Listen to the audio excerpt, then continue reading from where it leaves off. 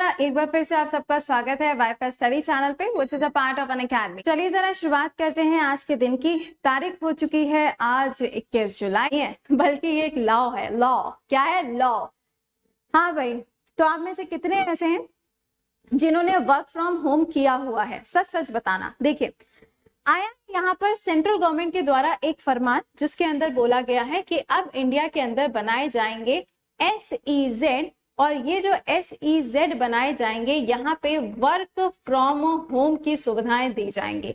चलिए जरा हम इस पूरी कहानी को समझते हैं। आप सभी लोग जानते हैं कि अभी हाल ही में 2020 में जब कोविड के केसेस बहुत ज्यादा बढ़ना शुरू हो गए थे, तो कोविड से बचने के लिए बहुत सारी ऐसी कंपनीज थी जिन्होंने बोला कि आप वर्क फ्रॉम होम करेंगे, चाहे वो एजुकेशन सेक्टर हो, चाहे वो IT सेक्टर हो, मतलब सबने यहाँ पर इस तरीके से कहा कि आप क्या करेंगे? वर्क फ्रॉम होम करेंगे। अब जब इन लोगों ने वर्क फ्रॉम होम कर दिया, तो आपने देखा होगा हर कंपनी के अपने खुद के रूल होते हैं, सबके अपने अलग अलग रूल। कोई कह देगा कि जब मीटिंग चलेगी तो सबका मुंह दिखना चाहिए, कोई कह देगा कि जब मीटिंग चलेगी तो कोई खाएगा नहीं। अब हम लोग क्या करते हैं भाई, मीटिंग चल रही है, कान में ईयरफोन लगा हुआ है और बैठ के चाय पी रहे हैं, कॉफी पी रहे हैं या खाना खा रहे हैं। ऐसे ही तो होता है। This is what work from home जब मीटिंग का टाइम होता था, राइट? यही होता था ना। तो प्रॉब्लम क्या थी कि अलग अलग जगह पे अलग अलग कंपनी ने अलग अलग लॉ बनाए हुए थे। तो काफी सारी जो इंडस्ट्रीज थी वो डिमांड कर रही थी कि केंद्र सरकार को एक ऐसा कानून बना देना चाहिए जो हर एक कंपनी के लिए कैसा हो, एक जैसा हो, सेम होना चाहिए। ठीक है, सेंट्रल गवर्नमेंट ने इसके ऊपर काम करना शुरू किया और कल इन्होंने अनाउंसमेंट कर दिया कि अब जब भी वर्क फ्रॉम होम अगर कोई कंपनी देती है तो उस कंपनी को सेंट्रल गवर्नमेंट के बनाए हुए जो रूल्स हैं उनको फॉलो करना पड़ेगा। रूल्स में जो शब्द आया है वो शब्द क्या है? SEZ। ये SEZ क्या होता है? SEZ क्या है? कोई मुझे लिख के बताएगा? SEZ क्या है? Special economic zone. क्या है? Special economic zone. अब इसका मतलब क्या है? मान लो ये कोई राज्य है, सपोज करो ये है यूपी, ठीक है? कहेंगे मैं इतना छोटू सा, आई मीन टू से सपोज करो दिस इज यूपी, ठीक है? यूपी में मान लीजिए कि ये इधर का जो हिस्सा है, यूपी का जो आउटर का पार्ट है, इस आउटर के पार्ट को डिक्लेयर कर दिया गया SEZ। क्या डिक्लेयर कर दिया गया? SEZ। अब जितनी भी कंपनीज होंगी वो सारी की सारी क्या करेंगी? यहीं पे अपनी कंपनीज को खोलना शुरू कर देंगी और यहीं से क्या होगा? सारा का सारा इंपोर्ट एक्सपोर्ट ट्रेड सारी चीजें यहीं से की जाएंगी और जो काम करने वाले एम्प्लॉयज हैं उनको भी यहीं पर आना पड़ेगा। ठीक है, सरकार ने बोला कि हम क्या करेंगे, हम हर राज्य के अंदर एक अलग अलग जोन बना देंगे और अगर हमें जरूरत पड़ी तो एक राज्य के अंदर एक जोन से ज्यादा जोन भी हम बना देंगे और वहीं से क्या होगा? वहीं से सारा ट्रेड किया जाएगा। चलिए अच्छी बात है। तो इसके लिए सरकार ने पहले ही एक कानून बनाया था 2005 में, जिसको लागू किया गया था 2006 में, और इसी के अंदर एक सेक्शन है, इसी के अंदर एक सेक्शन है, सेक्शन नंबर 43A। क्या है? एक सेक्शन है 43A और ये सारी चीजें आती हैं मिनिस्ट्री ऑफ कॉमर्स के अंदर। कौन सा मंत्रालय है? मिनिस्ट्री ऑफ कॉमर्स के अंदर है। तो ये सब बातें तो पहले कही गई थी, लेकिन अब क्या हुआ है? अब इनको हर राज्य में लागू कर दिया गया। अब हर राज्य के अंदर आपको SEZ वाला जो सेक्शन है वो देखने को मिलेगा और सभी लोग यहीं पर आके क्या करेंगे? काम करेंगे। अब आप कहेंगे तो मैम इसमें जब पहले से ये बना हुआ है तो क्या कोई प्रॉफिट हुआ था? तो जरा समझिएगा कि केंद्र, अब कोई हंसेगा नहीं, इस वाले पॉइंट पे किसी की हंसी नहीं आनी चाहिए। सुनिएगा, केंद्र सरकार ने पहले से टोटल SEZ जो है वो पहले से टोटल 8 खोल के रखे हुए थे और इनके डेटा के हिसाब से ये बताया जा रहा है कि इन 8 SEZ के अंदर टोटल 20 लाख लोगों को जॉब प्रोवाइड किया गया है। टोटल 20 लाख लोगों को जॉब प्रोवाइड किया गया।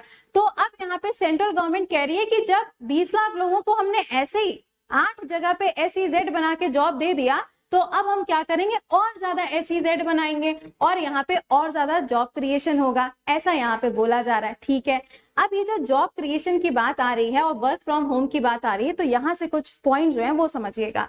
वर्क फ्रॉम होम के लिए SEZ जो है वो हर राज्य के अंदर बनाया जाएगा, हर स्टेट में बनाया जाएगा, लेकिन अभी इसको सिर्फ और सिर्फ IT सेक्टर के ऊपर लागू किया गया है। जैसे कि इन्फोसिस हो गया, ये विप्रो हो गया, इन सब के ऊपर अभी लागू किया गया, हर कंपनी के ऊपर लागू नहीं हुआ है। ठीक है, तो ये इन्फोसिस वगैरह के ऊपर लागू हो गया। सेकेंड पॉइंट बोला गया है कि वर्क फ्रॉम होम किसको दिया जाएगा? वर्क फ्रॉम होम उस व्यक्ति को दिया जाएगा जो ऑफिस आ नहीं सकता ड्यू टू एनी रीजन। अगर वो ऑफिस नहीं आ सकता तो उसको वर्क फ्रॉम होम देंगे। या मान लीजिए कि कोई एक ऐसा पर्सन है जिसका ट्रैवलिंग का काम है, उसको भी ऑफिस आने की जरूरत नहीं है, वो क्या कर सकता है, वर्क फ्रॉम होम कर सकता है जब उसे मौका मिलेगा। या फिर मान लीजिए कि किसी का कोई बहुत इंपॉर्टेंट, कोई बहुत बड़ा काम नहीं है, तो वो भी वर्क फ्रॉम होम कर सकता है। लेकिन ये वर्क फ्रॉम होम जो तुम कर रहे हो, एक बात का खास ख्याल रखिएगा, किसी भी ऑफिस के अंदर, किसी भी आईटी ऑफिस के अंदर सिर्फ 50% एम्प्लॉयज ही होंगे जिनको वर्क फ्रॉम होम दिया जा सकता है। ये नहीं सब बैठ गए घर पे, अरे हम भी लेंगे वर्क फ्रॉम होम, हैं हम भी लेंगे वर्क फ्रॉम होम। ओनली 50%, ध्यान दीजिएगा, ओनली 50%। अच्छा, कितने टाइम तक के लिए हम वर्क फ्रॉम होम कर सकते हैं? 1 साल के लिए। कितने साल के लिए? 1 साल के लिए आप वर्क फ्रॉम होम कर सकते हैं। और अगर मान लीजिए आप इसको बढ़ाना चाहते हैं तो यहाँ पे आपको एक डिपार्टमेंट है जिसे परमिशन लेनी पड़ेगी, और वो डिपार्टमेंट क्या है? Department of commissioner. इनसे परमिशन लेनी पड़ेगी और उसके बाद में आप इसको इंक्रीज भी कर सकते हो। तो ये सारी जो चीजें हैं ये यहाँ पर हुई हैं। आईटी सेक्टर में सबसे पहले इसको लॉन्च किया गया, मिनिस्ट्री ऑफ कॉमर्स के अंदर इसको रखा गया है और ये नया लॉ यहाँ पे बनाया गया। SEZ के अंदर क्या क्या चीजें आएंगी? इकोनॉमी आएगी, जो भी एक्सपोर्ट इंपोर्ट होगा वो आएगा, जो भी इन्वेस्टमेंट करना होगा वो सारी चीजें SEZ के अंदर आएगा। 4 बजे यहाँ पे आपका SSC MTS है और शाम को 4 बजे आज आपके लिए Amazon के गिफ्ट वाउचर वाला क्विज का सेशन है। आई थिंक मैक्सिमम आपके लिए 20 या 25 सवाल होंगे। पोल के बेस पे पूरा का पूरा ये आपका टेस्ट रहेगा। ओके, और हाँ आज 21 है ना? ओके, आपके पास में सिर्फ 2 दिनों का समय बचा है जब आप पेड बैचेस को ज्वाइन कर सकते हैं। पेड बैचेस को ज्वाइन जब आप करोगे तो आपको 20% डिस्काउंट मिल रहा है। तो टेस्ट का लिंक, क्लास का लिंक, PDF और पेड बैच का लिंक, चारों लिंक आपको इस टेलीग्राम पे मिल जाएंगे। नया पेड बैच जो है वो आपका 27 से स्टार्ट होगा।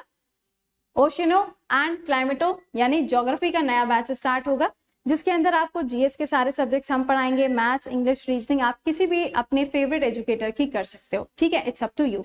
सिर्फ 2 ही दिनों का समय बचा है क्योंकि उसके बाद में अमाउंट इंक्रीज हो जाएगा। रेज योर हैंड, आप अपना सवाल भी पूछ सकते हैं और आपको कोड जो यूज करना है, कोड विल बी प्रति सेन। 20% डिस्काउंट आपको यहाँ पे मिलेगा। 1 टाइम पेमेंट करो या EMI के थ्रू, जैसे भी आपकी मर्जी है, एंड आपको आइकॉनिक सब्सक्रिप्शन भी यहाँ पर मिलेगा। अच्छा, एक चीज और आपको बता दें, जो भी बच्चे ऐसे हैं, बच्चा आपको UPSC का सब्सक्रिप्शन लेना है तो आप UPSC कैटेगरी में ले लो। अगर आपको UPSC के लिए बेसिक पढ़ना है तो भी आप इसको ज्वाइन कर सकते हैं, क्योंकि ये जो शब्द लिखा है ना, oceanography and climatology, this is a word for the UPSC itself. अच्छा, अब पॉइंट यहाँ पर ये है कि जब आप आज क्विज को ज्वाइन करने आओगे तो वहां पर भी अगर आपसे वो कोड पूछे तो भी कोड कृति 10 आप यूज कर लेना, वो फ्री है। ये मत सोचना कि वो पेड बच्चों के लिए या कुछ और है, वो फ्री ऑफ कॉस्ट है, ठीक है। चलिए, तो मिलते हैं आप लोगों से 11 बजे, उसके बाद में दोपहर में 12 बजे एंड फिर शाम को 4 बजे। टिल देन खुश रहिए, मुस्कुराते रहिए, keep learning, keep revising, bye bye.